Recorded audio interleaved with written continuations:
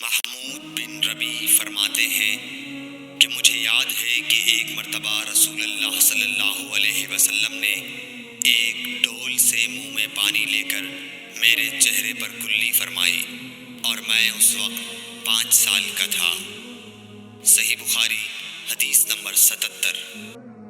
حضور اکرم صلی اللہ علیہ وآلہ وسلم نے فرمایا کہ ایک بار حضرت موسیٰ علیہ السلام بنی اسرائیل کی ایک جماعت میں تھے کہ اتنے میں ایک شخص آیا اور کہنے لگا، کیا آپ جانتے ہیں کہ دنیا میں آپ سے بھی بڑھ کر کوئی عالم موجود ہے؟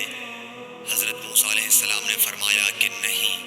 تب اللہ تعالیٰ نے حضرت موسیٰ علیہ السلام پر وحی نازل کی کہ ہاں، ہمارا بندہ خضر علم میں تم سے بڑھ کر ہے۔ تو حضرت موسیٰ علیہ السلام نے ان سے ملنے کی راہ دریافت کی۔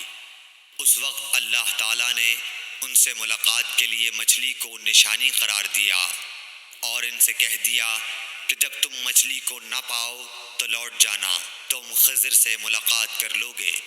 حضرت موسیٰ علیہ السلام دریا میں مچھلی کے نشان کا انتظار کرتے رہے۔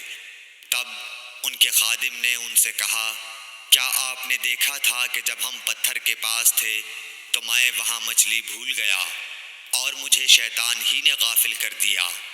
حضرت موسیٰ علیہ السلام نے کہا کہ ہم اسی مقام کے تو متلاشی تھے۔ تب وہ اپنے قدموں کے نشانوں پر باتیں کرتے ہوئے واپس لوٹے۔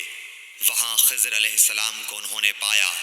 پھر ان کا قصہ وہی ہے جو اللہ تعالیٰ نے اپنی کتاب میں بیان فرمایا ہے۔ صحیح بخاری حدیث نمبر 78۔